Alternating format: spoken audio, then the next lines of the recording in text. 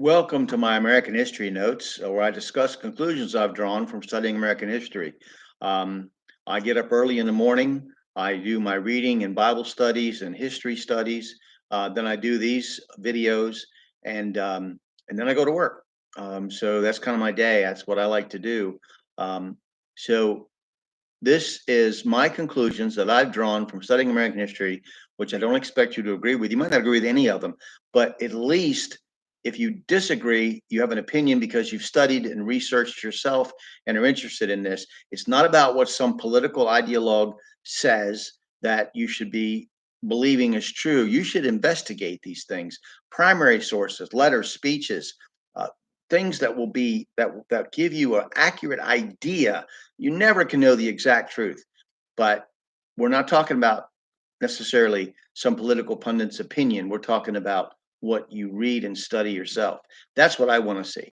So let's finish about Lincoln's political religion and how it kind of was a mirror of the 19th century Protestant religious messianic of a view of America, that belief. And we'll finish today with a conclusion. Whether or not Abraham Lincoln's personal religious beliefs fell in line with the orthodox beliefs of the evangelical Protestant Christian is a contentious question that was argued by proponents of his deism or his evangelical piety, whichever one. There are many books either regarding Lincoln as a deist, a skeptic, and perhaps an unbeliever, or a pious and righteous follower of Christ. History simply does not show conclusively whether Lincoln believed in fundamentals of mainstream evangelical faith of his time, the virgin birth of Christ, the deity of Christ, his resurrection, the second coming of Christ. However, from his public and private pronouncements, it is abundantly clear that he did believe in God, that God judged nations and chastised them with war, and that God's will was not necessarily the same as man's. Most importantly, he had faith in the special destiny of the United States that put him in the context of those who viewed America in messianic terms as a special nation with a particular plan from God. Slavery was in the way of that plan, a national sin that had to be expunged by a national act of repentance in order for God's plan for America to proceed.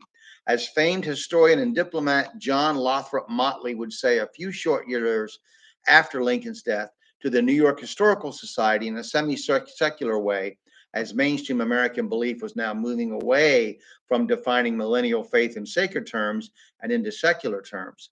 And the quote is, the inestimable blessing of the abolition of slavery to the cause of progress, above all to the South itself, can never be exaggerated. The fetters have fallen not from the black alone, but from the white, from all mankind.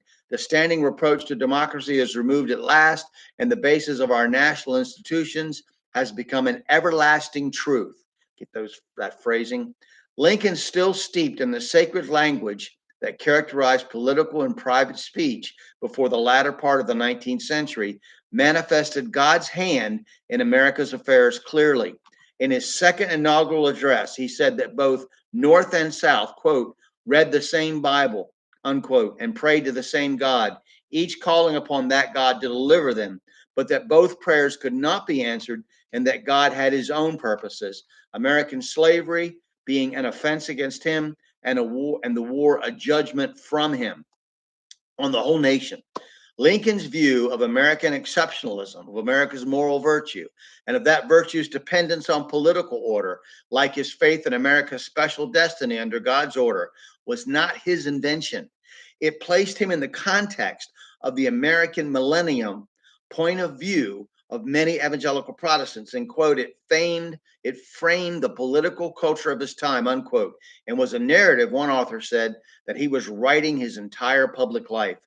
Abraham Lincoln's expression of his role as commander in chief during the Civil War was defined by that narrative, which was part and parcel of American religious and political life until secularism became the national religion.